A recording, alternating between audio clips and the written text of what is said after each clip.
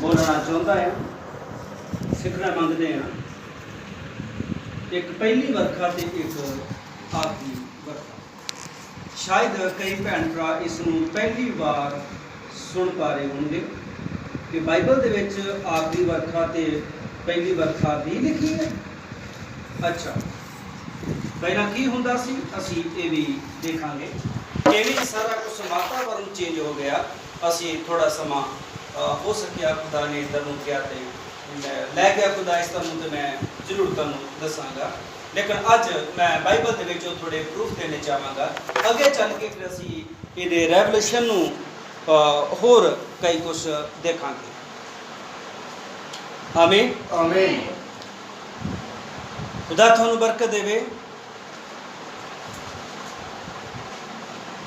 Mask भैन मेरी गल विच पाउण वास्ते नहीं है। इधर इधर इधर पिछे देख रहे हैं। गल विच पाउण वास्ते नहीं, चुन्नी नहीं है। ये चुन्नी भी सिर ते लैण वास्ते हुंदी है, ते गल विच पाउण वास्ते नहीं। जद मैं दस्सिया ही गीत भजन गांदे हो उस समय दे विच तुसीं इहनूं कर सकदे हो। आ देखो बच्चों ने लए होए ने, पिछे भैणां ने भी चंगे तरीके दे नाल जिहड़ा है वो मास्क नूं पाया होया है। इसलिए जरूरी हैं ये मेरा भी फायदा है, तुहाडा भी फायदा है। हालेलुया। साडे हर एक दा एक दूसरे का कुछ ना कुछ फायदा है, लाभ है। ध्यान च रखियो।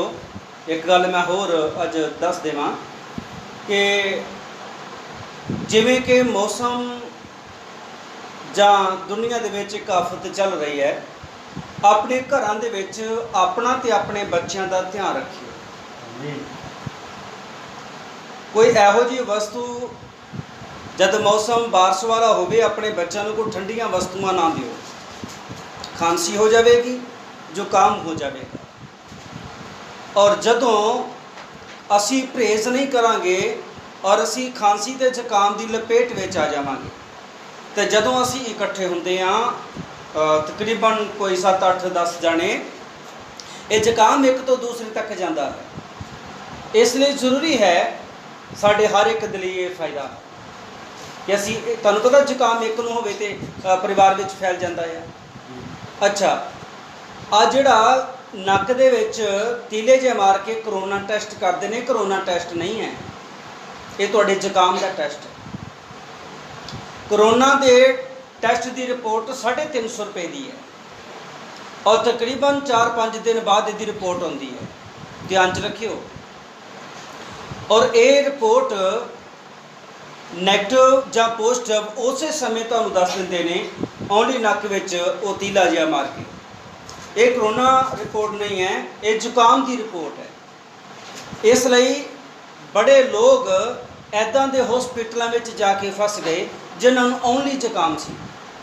और जो संघ में तुसीं सुनिया होवेगा कि तीला मार के पैप मार के वो करोना टैसट करते हैं, करोना टैसट नहीं है, वो तुहाडी खांसी का टैसट है। करोना का टैसट 450 रुपए का सी, इस बार इन्होंने 350 रुपए का किया है और उसकी रिपोर्ट भी 3-4 दिन बाद आती है। इसलिए बचो, आपनू खांसी ते जुकाम ना होने देवो और कोशिश करो अपने बच्चों के भी खाण पीन वाली चीज़ों से परहेज करो ताकि तुसी खांसी ते जुकाम तो बच सको। और मौसम खराब होवे पखे का परहेज करो और ये सावधानियां जड़ियां ने तुसी जरूर रखो। हो सके बेसन का कड़ाह बना के हफ्ते बाद खाओ, गरम गरम, ठंडा नहीं, गरम गरम। ये तुहाडे गले नूं भी मुलायम करेगा और खांसी जुकाम के उत्ते भी ये बहुत ज़्यादा बेस्ट है। इसलिए मैं इधर जाना नहीं चाहता सीगा। कईयां नाल मेरी फोन पर गलबात हुई तो मैं कईयां नूं दस रहा सी ते क्यों ना मैं अपने आत्मिक परिवार नूं भी ये चीज़ों के उपर जाणू करवावां। और मैं घर दे विच भी इन्हां चीज़ों के उपर पूरा ध्यान रख रहा हाँ तो रखने की कोशिश कर रहा हाँ। हालेलुया। और एक होर मैं प्लान बनाया है कि मानेपुर वाले भैन भरा इत्थे नहीं आउणगे, भावें 3-4 ही आउंदे ने। मैं मानेपुर पहुँचूँगा हर ऐतवार, मैं मानेपुर पहुँचूँगा। असी ऐतवार दियां सभावां 3 करांगे। भोपर दे भैन भरा एक परिवार हैं, इस परिवार में मैं आऊँगा। उस तो बाद मैं मानेपुर पिंड पहुँचूँगा और जो कि भाई हुणी मानेपुर आ सकते हैं। और मेरी फैमिली जी है वो ਅਸੀਂ ਉੱਥੇ ਸਭਾ ਜਿਹੜੀ ਹੈ ਉਹ ਕਰਾਂਗੇ। ਕੀ ਤੁਸੀਂ ਐਗਰੀ ਹੋ ਮੇਰੇ ਨਾਲ? ਹਾਲੇਲੂਇਆ। ਤਾਂ ਕਿ ਇੱਕ ਜਿਹੜੇ ਕਾਨੂੰਨ ਨੇ, ਹਦਾਇਤਾਂ ਨੇ, ਇਹਨਾਂ ਨੂੰ ਪੂਰਾ ਕੀਤਾ ਜਾਏ, ਤੋ ਆਪ ਵੀ ਬਚੀਏ ਤੇ ਦੂਸਰੇ ਨੂੰ ਵੀ ਬਚਾਈਏ। ਇਸ ਲਈ ਅਸੀਂ ਘਰ ਘਰ ਜਾ ਕੇ, ਚਾਹੀਦਾ ਤੇ ਸਾਨੂੰ ਵਚਨ ਹੈ, ਆਮੀਨ, ਤੋ ਅਸੀਂ ਘਰ ਘਰ ਜਾ ਕੇ ਇਸ ਵਚਨ ਨੂੰ ਜਿਹੜਾ ਹੈ ਉਹ ਸ਼ੇਅਰ ਕਰਾਂਗੇ। ਅਸੀਂ ਇਕੱਠੇ ਹੋਣ ਤੇ ਰੋਕ ਲਗਾਈ ਹੈ, ਅਸੀਂ ਇਕੱਠੇ ਨਹੀਂ ਹੋਵਾਂਗੇ। ਜੇ ਤੁਸੀਂ ਮੇਰੇ ਨਾਲ ਐਗਰੀ ਹੋ ਤਾਂ ਆਮੀਨ, ਹਾਲੇਲੂਇਆ। ਠੀਕ ਹੈ, ਪ੍ਰਭੂ ਬਰਕਤ ਦੇਵੇ। ਆਓ ਅਸੀਂ ਥੋੜਾ ਹੋਰ ਅੱਗੇ ਚੱਲਦੇ ਹਾਂ ਵਚਨ ਦੇ ਵੱਲ। ਔਰ ਅਸੀਂ ਦੇਖਿਆ ਕਿ ਇੱਕ ਸਾਈਡ ਤਾਂ ਲਿਖਿਆ ਹੈ ਕਿ ਹੁਣ ਆਨੰਦ ਕਰੋ, ਤੇ ਇੱਕ ਜਗ੍ਹਾ ਤੇ ਉੱਤੇ ਲਿਖਿਆ ਹੈ ਕਿ ਤੁਸੀਂ ਕੀ ਕਰੋ ਭਾਈ? ਯੋਏਲ ਪਹਿਲਾ ਪਾਠ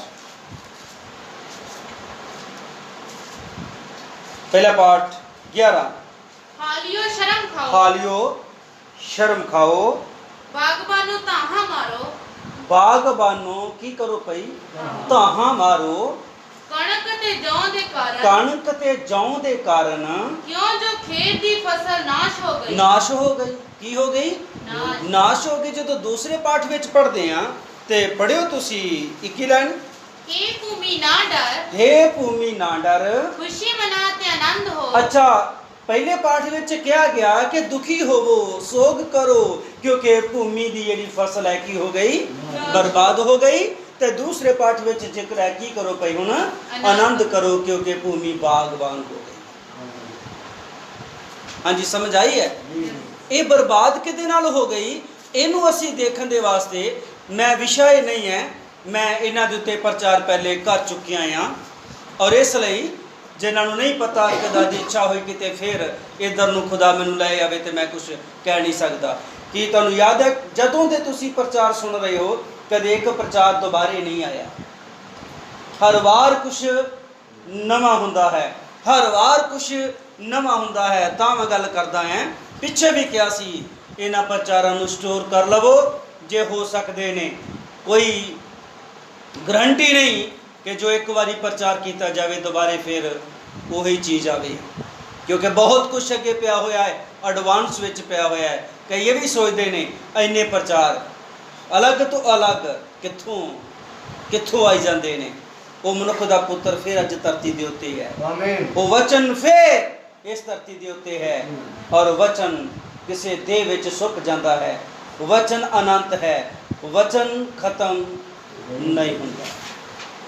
ਹਾਲੇਲੂਇਆ, ਆਮੀਨ। ਤੋ ਤੁਹਾਨੂੰ ਪਤਾ ਹੈ ਉਕਾਬ ਹਮੇਸ਼ਾ ਤਾਜ਼ਾ ਮਾਸ ਮਾਰ ਕੇ ਖਾਂਦਾ ਆ, ਤੇ ਆਪਣੇ ਬੱਚਿਆਂ ਨੂੰ ਵੀ ਕੀ ਖਵਾਉਂਦਾ ਭਾਈ? ਤਾਜ਼ਾ ਖਵਾਉਂਦਾ ਆ। ਆਮੀਨ, ਖੁਦਾ ਬਰਕਤ ਦੇਵੇ। ਅਸੀਂ ਦੇਖਿਆ ਪਹਿਲੇ ਪਾਠ ਉਹਦੀ 3 ਲਾਈਨ ਪੜ੍ਹਦੇ ਹੋ ਹੁਣ। ਇਹਦੇ ਵਿਖੇ ਤੁਸੀਂ ਆਪਣੇ ਪੁੱਤਰਾਂ ਨੂੰ, ਇਹਦੇ ਵਿਖੇ ਤੁਸੀਂ ਆਪਣੇ ਪੁੱਤਰਾਂ ਨੂੰ, ਅਤੇ ਤੁਹਾਡੇ ਪੁੱਤਰ ਆਪਣੇ ਪੁੱਤਰਾਂ ਨੂੰ, ਤੁਹਾਡੇ ਪੁੱਤਰ ਆਪਣੇ ਪੁੱਤਰਾਂ ਨੂੰ, ਅਤੇ ਉਹਨਾਂ ਦੇ ਪੁੱਤਰ ਆਪਣੇ ਅਗਲੀ ਪੀੜ੍ਹੀ ਨੂੰ ਖੋਲ ਕੇ ਦੱਸਣ। ਹਾਂਜੀ, ਮੈਂ ਦੱਸ ਰਿਹਾ ਨਾ, ਪਹਿਲੇ ਵੀ ਦੱਸਿਆ ਤੇ ਹੁਣ ਵੀ ਦੱਸ ਰਿਹਾ ਵੀ ਹੋਇਆ ਕੀ ਸੀ। ਪੜ੍ਹੀਏ। ਜੋ ਟੋਕੇ ਤੋਂ ਬਚਿਆ, ਜੋ ਟੋਕੇ ਟਿੱਡੀ ਤੋਂ ਬਚਿਆ, ਉਹਨੂੰ ਸਲਾ ਖਾ ਗਈ। ਉਹਨੂੰ ਸਲਾ ਟਿੱਡੀ ਖਾ ਗਈ। ਜੋ ਸਲਾ ਤੋਂ ਬਚਿਆ, ਜੋ ਸਲਾ ਟਿੱਡੀ ਤੋਂ ਬਚਿਆ, ਉਹਨੂੰ ਟਪੂਸੀ ਮਾਰ ਟਿੱਡੀ ਉਹਨੂੰ ਖਾ ਗਈ। ਟਪੂਸੀ ਮਾਰ ਟਿੱਡੀ ਖਾ ਗਈ। ਜੋ ਟਪੂਸੀ ਮਾਰ ਟਿੱਡੀ ਤੋਂ ਜੋ ਬਚਿਆ, ਟਪੂਸੀ ਮਾਰ ਟਿੱਡੀ ਤੋਂ ਬਚਿਆ, ਉਹਨੂੰ ਹੁੰਜਾ ਫੇਰ ਟਿੱਡੀ ਉਹਨੂੰ ਖਾ ਗਈ। ਹੁੰਜਾ ਫੇਰ ਟਿੱਡੀ ਖਾ ਗਈ। ਤੇ ਫਸਲ ਕੀ ਹੋ ਗਈ? ਬਰਬਾਦ ਹੋ ਗਈ। ਹਾਂਜੀ, ਕੀ ਹੋ ਗਈ? ਬਰਬਾਦ ਹੋ ਗਈ। ਹੁਣ ਆਉਣ ਵਾਲੇ ਸਮੇਂ 'ਚ ਅਸੀਂ ਥੋੜਾ ਦੇਖਾਂਗੇ ਇਹ ਫਸਲ ਕਦੋਂ ਬੀਜੀ ਸੀ, ਕੌਣ ਬੀਜਣ ਵਾਲਾ ਵਾ, ਖੇਤ ਕੌਣ ਵਾ, ਬੀਜ ਕੀ ਹੈ, ਬੀਜਣ ਵਾਲਾ ਕੌਣ ਆ, ਤੇ ਇਹਨੂੰ ਬਰਬਾਦ ਕਰਨ ਵਾਲਾ ਕੌਣ। ਪਹਿਲਾਂ ਤੇ ਆਇਆ ਉਹ ਕਿਹੜੀ ਟਿੱਡੀ ਦੇ ਰੂਪ ਵਿੱਚ ਪਈ? ਟੋਕਾ। ਹਾਂਜੀ ਹਾਂਜੀ, ਆਵਾਜ਼ ਨਹੀਂ ਆ ਰਹੀ? ਕੀ ਹੋਇਆ? ਤੁਸੀਂ ਬਾਈਬਲਾਂ ਖੋਲੀਆਂ ਆਪਣੀਆਂ? ਕਿਹਦੇ ਆਪਣੀ ਬਾਈਬਲ ਖੋਲੀ ਹੈ? ਕਿਹਦੇ ਕੋਲ ਬਾਈਬਲ ਹੈ?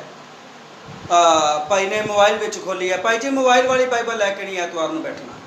ਮੈਂ ਆਪਣੇ ਵੱਡੇ ਬੇਟੇ ਨੂੰ ਵੀ ਪਿਛਲੇ ਐਤਵਾਰ ਟੋਕਿਆ ਸੀ, ਭਾਈ ਜੀ ਤੁਹਾਡੀ ਬਾਈਬਲ ਕਿੱਥੇ ਹੈ?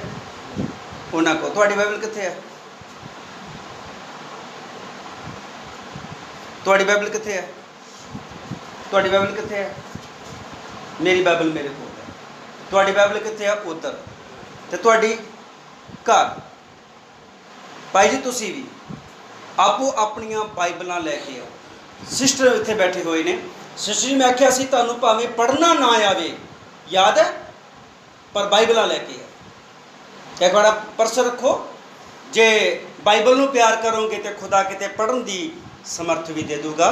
ਕਈ ਅਨਪੜ੍ਹ ਬਾਈਬਲ ਨੂੰ ਪੜ੍ਹ ਰਹੇ। ਹਾਲੇਲੂਇਆ। ਇਸ ਲਈ ਆਸ ਸ਼ਰਮਿੰਦਿਆਂ ਨਹੀਂ ਕਰਦੀ। ਜੇ ਆਸ ਹੋਵੇ ਅੰਦਰ, ਇੱਛਾ ਹੋਵੇ ਅੰਦਰ, ਪੜ੍ਹਨਾ ਆਵੇ ਚਾਹੇ ਨਾ ਆਵੇ, ਆਪਣੀਆਂ ਤਲਵਾਰਾਂ ਨੂੰ ਆਪਣੇ ਕੋਲ ਰੱਖੋ। ਬਾਈਬਲ ਮੋਬਾਈਲ ਵਾਲੀਆਂ ਬਾਈਬਲਾਂ ਨੂੰ ਨਹੀਂ, ਲੇਕਿਨ ਇਸ ਬਾਈਬਲ ਨੂੰ ਆਪਣੇ ਨਾਲ ਲੈ ਕੇ ਆਉਣਾ ਬਹੁਤ ਜ਼ਰੂਰੀ ਹੈ। ਹਾਂਜੀ ਤੁਹਾਡੀ ਬਾਈਬਲ ਨਿਊ ਟੈਸਟਾਮੈਂਟ ਹੈਗਾ ਨਾ? ਹਾਂਜੀ ਬੇਟਾ ਜੀ ਇੱਧਰ ਹੈਗਾ? ਹੈਗਾ? ਠੀਕ ਹੈ। ਅਗਲੇ ਐਤਵਾਰ ਨੂੰ ਜਦੋਂ ਵੀ ਬੈਠਣਾ ਬਾਈਬਲ ਆਪਣੀ ਲੈ ਕੇ ਬੈਠਣਾ। ਠੀਕ ਹੈ। ਹਾਂਜੀ ਪਹਿਲੀ ਟਿੱਡੀ ਕਿਹੜੀ ਹੈ? ਟੋਕਾ ਟਿੱਡੀ। ਅੱਛਾ ਅੱਗੇ ਸਲਾ। ਇਸ ਤੋਂ ਅਗਲੀ ਟਪੂਸੀ ਮਾਰ। ਅਗਲੀ ਹੁੰਜਾ ਫੇਰ। ਇਹ ਤਿੰਨ ਅਵਸਥਾਵਾਂ ਸੀਗੀਆਂ ਔਰ ਜਿਨਨੇ ਫਸਲ ਖਰਾਬ ਕਰ ਦਿੱਤੀ ਤਾਂ ਜਾ ਕੇ ਇਸ ਯੋਇਲ ਪਹਿਲੇ ਪਾਠ ਦੇ ਵਿੱਚ ਜ਼ਿਕਰ ਕੀਤਾ ਆ 11 ਵਿੱਚ। ਹਾਲਿਓ ਸ਼ਰਮ ਖਾਓ, ਬਾਗਵਾਨੋ ਤਾਹਾਂ ਮਾਰੋ, ਕਣਕ ਅਤੇ ਜੌਂ ਦੇ ਕਾਰਨ, ਕਿਉਂ ਜੋ ਖੇਤ ਦੀ ਫਸਲ ਨਾਸ ਹੋ ਗਈ। ਪਹਿਲਾਂ ਕਿੰਨੇ ਕੀਤੀ? ਟੋਕਾ ਟਿੱਡੀ ਨੇ। ਫਿਰ ਕਿੰਨੇ ਕੀਤੀ? ਸਲਾ ਨੇ। ਫਿਰ ਕਿੰਨੇ ਕੀਤੀ?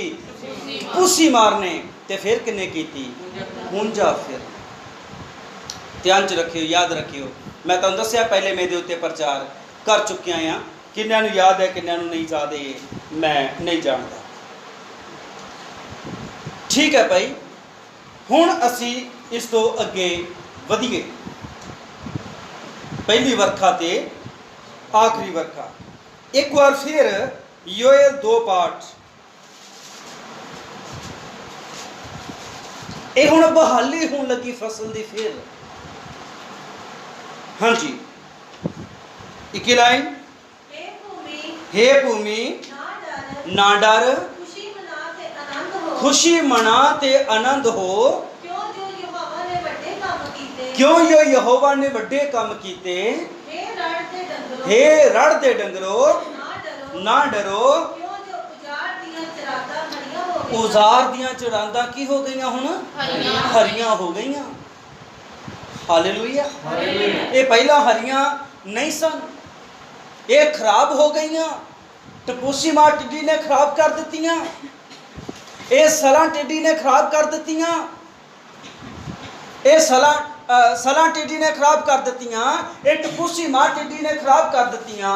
ये हुंजा फे टिड्डी ने खराब कर दित्तियां फसलां, पर हुण ये हरियां हो गईयां। हाँ जी पढ़िए।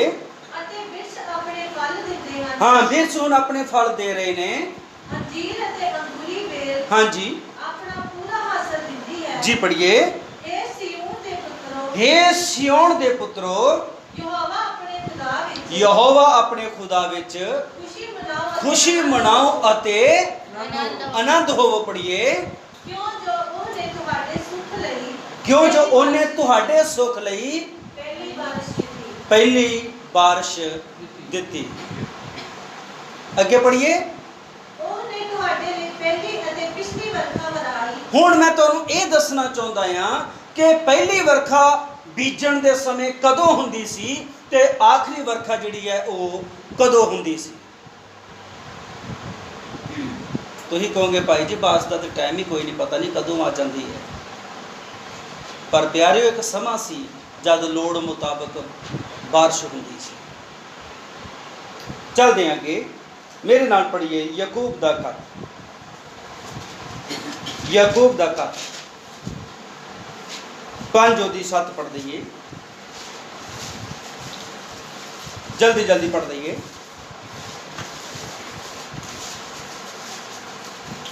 याकूब दा खत 5:7।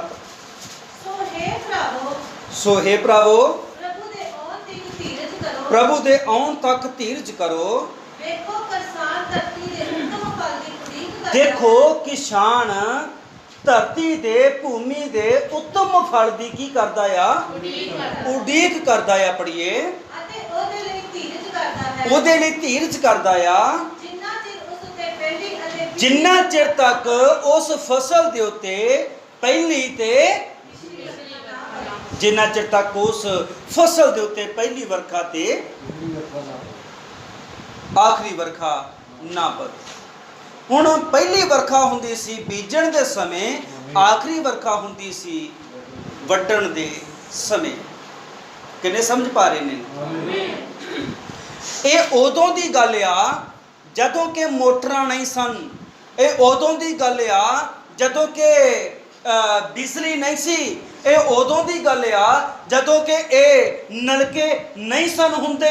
ਇਹ ਉਦੋਂ ਦੀ ਗੱਲ ਆ ਜਦੋਂ ਕਿ ਖੇਤਾਂ ਨੂੰ ਪਾਣੀ ਲਾਉਣ ਵਾਸਤੇ ਕੋਈ ਰੁਜ਼ਗਾਰ ਨਹੀਂ ਸੀ ਹੁੰਦਾ, ਜਦੋਂ ਕਿ ਤਰੱਕੀਆਂ ਨਹੀਂ ਸੀ ਹੁੰਦੀਆਂ। ਉਦੋਂ ਵੀ ਤਾਂ ਲੋਕ ਫਸਲ ਖਾਂਦੇ ਸੀ।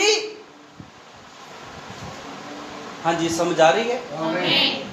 ਉਸ ਸਮੇਂ ਫਸਲ ਨੂੰ ਕਿੱਥੋਂ ਪਾਣੀ ਮਿਲਦਾ ਸੀ? ਖੁਦਾ ਸਮੇਂ ਸਿਰ ਮੀਂਹ ਵਰਦਾ ਸੀ। ਹਾਲੇਲੂਇਆ। ਇਹ ਕਦੋਂ ਬੰਦ ਹੋ ਗਏ? ਮੈਂ ਜਾਣਨਾ ਚਾਹੁੰਦੇ ਹੋ ਤੇ ਮੈਂ ਦੱਸ ਸਕਦਾ ਹਾਂ। ਵਿਵਸਥਾ ਸਾਰ ਪੜ੍ਹੀਏ ਜਲਦੀ ਪੜ੍ਹ ਦਈਏ। ਮੈਂ ਇੱਥੇ ਹੀ ਪੜਾਉਣੀਆਂ ਨੇ ਅੱਜ, ਪ੍ਰਚਾਰ ਤੇ ਕਿਤੇ ਫਿਰ। ਹਾਲੇਲੂਇਆ। ਨੀ ਰੱਖ ਲਈਏ। ਉਸ ਤੋਂ ਬਾਅਦ ਪਹਿਲੀ ਵਰਖਾ ਤੇ ਆਖਰੀ ਵਰਖਾ ਦੇ ਰੈਵਲੇਸ਼ਨ ਦੇ ਪ੍ਰਕਾਸ਼ਨ ਨੂੰ ਆਉਣ ਵਾਲੇ ਸਮਿਆਂ ਦੇ ਵਿੱਚ ਅਸੀਂ ਦੇਖਾਂਗੇ। ਅੱਜ ਓਨਲੀ ਮੈਂ ਆਇਤਾਂ ਪੜਾਉਣ ਦੇ ਲਈ ਹਾਂ। ਵਿਵਸਥਾ ਸਾਰ 11 ਉਹਦੀ 16 ਤੇ 17 ਆਇਤ ਨੂੰ ਪੜ੍ਹਦੇ ਹੋ ਜਲਦੀ ਜਿਹਨੂੰ ਵੀ ਮਿਲੇ। ਚੌਕਸ ਰਹੋ ਮਤੇ ਤੁਹਾਡੇ ਮਨ ਵਿੱਚ ਭੁਲੇਖਾ ਲੱਗ ਜਾਵੇ। ਭਈ ਤੁਹਾਡੇ ਮਨ ਵਿੱਚ ਕਿਤੇ ਭੁਲੇਖਾ ਨਾ ਹੋਵੇ। ਤੁਸੀਂ ਕੁਰਾਹੇ ਪੈ ਕੇ ਕਿਤੇ ਤੁਸੀਂ ਕੁਰਾਹੇ ਪੈ ਕੇ ਦੂਜੇ ਦੇਵਤਿਆਂ ਦੀ ਪੂਜਾ ਕਰੋ। ਕਿਤੇ ਦੂਜੇ ਦੇਵਤਿਆਂ ਦੀ ਕਿਤੇ ਪੂਜਾ ਕਰੋ ਅਤੇ ਉਹਨਾਂ ਅੱਗੇ ਮੱਥਾ ਟੇਕੋ। ਕਿਤੇ ਉਹਨਾਂ ਅੱਗੇ ਮੱਥਾ ਟੇਕੋ। ਯਹੋਵਾ ਦਾ ਕ੍ਰੋਧ ਤੁਹਾਡੇ ਉੱਤੇ ਭੜਕ ਤੇ ਫਿਰ ਯਹੋਵਾ ਦਾ ਕ੍ਰੋਧ ਤੁਹਾਡੇ ਉੱਤੇ ਆਣ ਪਵੇ ਅਤੇ ਉਹ ਆਕਾਸ਼ਾਂ ਨੂੰ ਅਜਿਹਾ ਬੰਦ ਕਰੇ। ਉਹ ਆਕਾਸ਼ਾਂ ਨੂੰ ਇਹੋ ਜਿਹਾ ਬੰਦ ਕਰ ਦੇ ਕਿ ਵਰਖਾ ਨਾ ਹੋਵੇ। ਕਿ ਵਰਖਾ ਨਾ ਹੋਵੇ ਅਤੇ ਜ਼ਮੀਨ ਆਪਣਾ ਹਾਸਲ ਨਾ ਦੇਵੇ। ਤੇ ਜ਼ਮੀਨ ਆਪਣਾ ਫਲ ਨਾ ਦੇ। ਇਹ ਬਾਰਿਸ਼ ਪਿਆ ਕਰਦੀ ਸੀ ਜਦੋਂ ਤੁਸੀਂ ਪੜੋਗੇ। ਮੇਰਾ ਖਿਆਲ ਕਿ ਪੜ੍ਹ ਲਈਏ ਉਤਪਤ ਉਹਦਾ ਦੂਸਰਾ ਪਾਠ।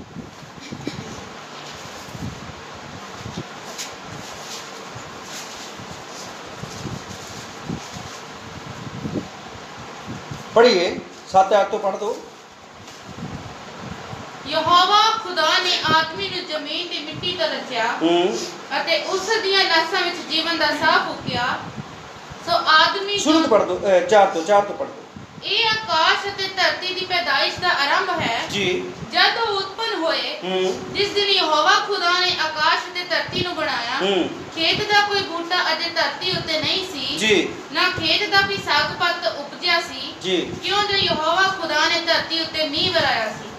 हाँ जी फिर पढ़िए।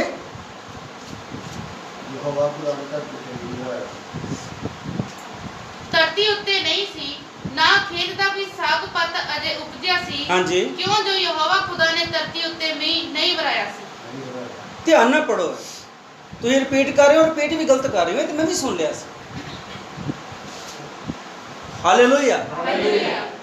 ਭਾਵੇਂ ਤੁਸੀਂ ਬਾਈਬਲ ਪੜ੍ਹ ਰਹੇ ਹੋ ਲੇਕਿਨ ਮੈਨੂੰ ਇੱਥੇ ਪਤਾ ਲੱਗਦਾ ਹੈ ਕਿ ਕਿਤੇ ਨਾ ਕਿਤੇ ਮਿਸਟੇਕ ਕੀਤੀ ਹੈ। ਹਾਲੇਲੂਇਆ। ਕਿਉਂ ਜੋ ਅਜੇ ਧਰਤੀ ਤੇ ਕੋਈ ਸਾਗ ਪੱਤ ਨਹੀਂ ਸੀ ਉਗਿਆ, ਕੋਈ ਫਲ ਬੂਟਾ ਨਹੀਂ ਸੀ ਉਗਿਆ, ਬੀਜ ਤਾਂ ਧਰਤੀ ਵਿੱਚ ਪੈ ਚੁੱਕਿਆ ਸੀ ਪਰ ਅਜੇ ਵਰਖਾ ਨਹੀਂ ਸੀ ਹੋਈ। ਉਗਾਉਣਾ ਕਿੰਨੇ ਸੀ? ਵਰਖਾ ਨੇ। ਹਾਂਜੀ, ਸਮਝ ਆ ਰਿਹਾ ਕੁਛ? मैं बहुत सारे हवाले नहीं सी नोट किए, नहीं सी लिखे ताकि मैं समा ज़्यादा ना ले सका और खुदा दा आत्मा मैनू ले चला जा रहा उधर नू। फिर इसलिए कि खुदा ने धरती उत्ते अजे बारिश मीह नहीं सी वराया। हाँ जी, पढ़ दईए थोड़ा होर अगे। ना जमीन दे बोन ਲਈ ਕੋਈ ਆਦਮੀ ਸੀ। हाँ जी। पर ਧੁੰਦ ਧਰਤੀਆਂ ਉੱਠ ਕੇ ਸਾਰੀ ਜ਼ਮੀਨ ਨੂੰ ਸਿੰਜਦੀ ਸੀ। जी। ਯਹੋਵਾ ਖੁਦਾ ਨੇ ਆਦਮੀ ਨੂੰ ਜ਼ਮੀਨ ਦੀ ਮਿੱਟੀ ਤੋਂ ਰਚਿਆ। मेहरबानी। कोई अजे फल पौधा नहीं उगया, बीज बीजिया जा चुकिया आ। हुण बीज बीजण दे समय एक की जरूरत पई पैण दी? वरखा। अजे मीह नहीं सी पिया। पानी लाने वास्ते कोई मोटर नहीं सन, कोई दरिया नहर नहीं सन। हाँ जी, समझ आ रही है? बाग दे विच भावें दरियावां दा तुहानूं जिक्र मिलदा आ, लेकिन उस समय दे विच खेतां नूं जाण वास्ते पानी दा कोई रोजगार नहीं सी। मोटरां नहीं सन, नलके नहीं सन, समरसीबल नहीं सन। कित्थों पानी मिलदा सी इस पैदावार नूं? ये बारिश पैंदी सी।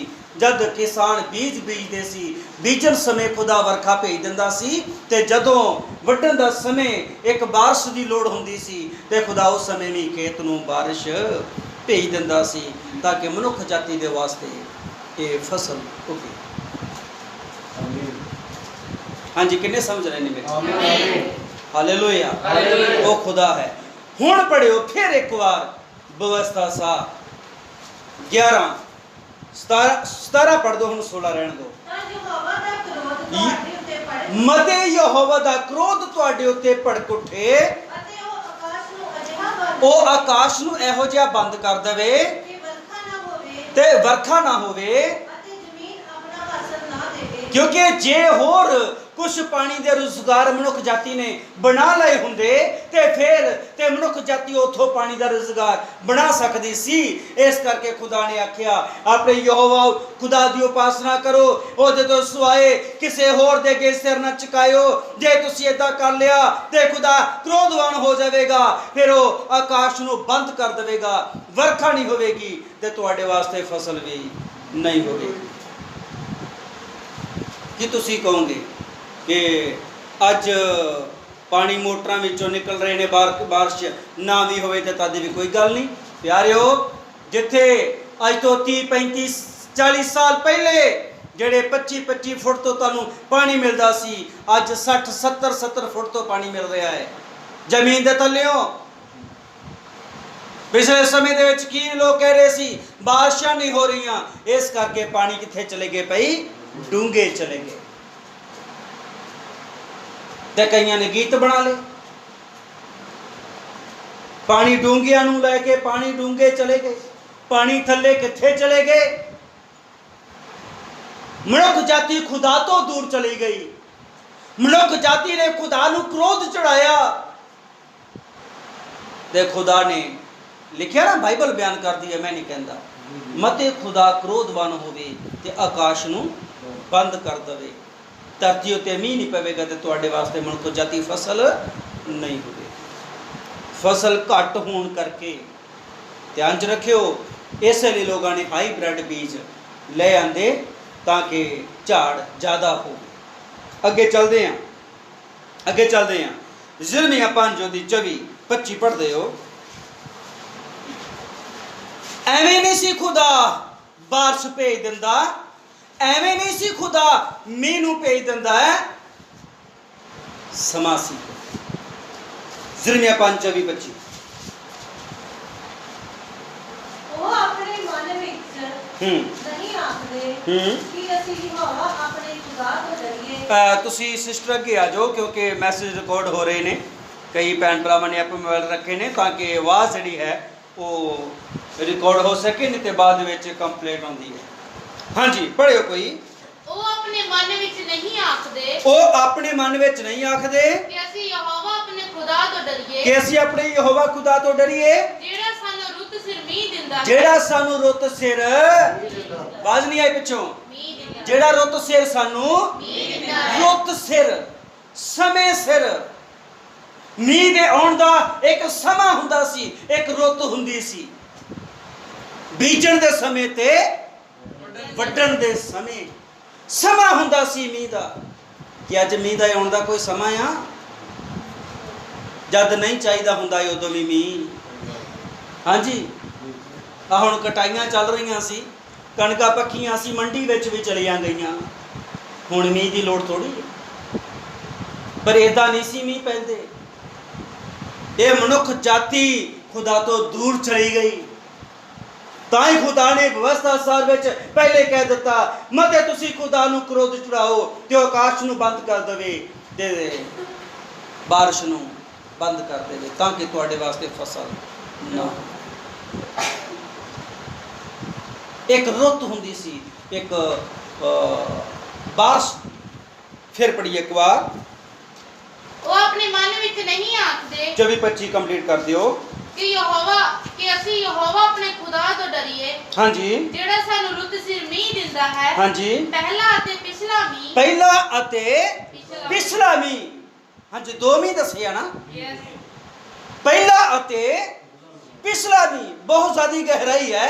ਔਰ ਐਂਡ ਟਾਈਮ ਮੈਸੇਜ ਵਾਲੇ ਇਸ ਆਖਰੀ ਵਰਖਾ, ਪਹਿਲੀ ਵਰਖਾ ਤੇ ਆਖਰੀ ਵਰਖਾ ਨੂੰ ਲੈ ਕੇ ਕਿੱਥੇ ਚਲੇ ਗਏ, ਅਸੀਂ ਇਹ ਵੀ ਇਸ ਯੁੱਗ ਦੇ ਨਬੀ ਦੇ ਸੰਦੇਸ਼ਾਂ ਵਿੱਚੋਂ ਆਉਣ ਵਾਲੇ ਸਮੇਂ ਦੇ ਵਿੱਚ ਦੇਖਾਂਗੇ। ਮੈਂ ਤਾਂ ਨਹੀਂ ਰੱਖ ਰਿਹਾ, ਬਾਈਬਲ ਵਿੱਚੋਂ ਦਿਖਾ ਰਿਹਾ ਕਿ 2 ਬਾਦਸ਼ਾਹਾਂ ਦੀ ਬਾਈਬਲ ਵਿੱਚ ਗੱਲ ਕੀਤੀ ਹੋਈ ਹੈ।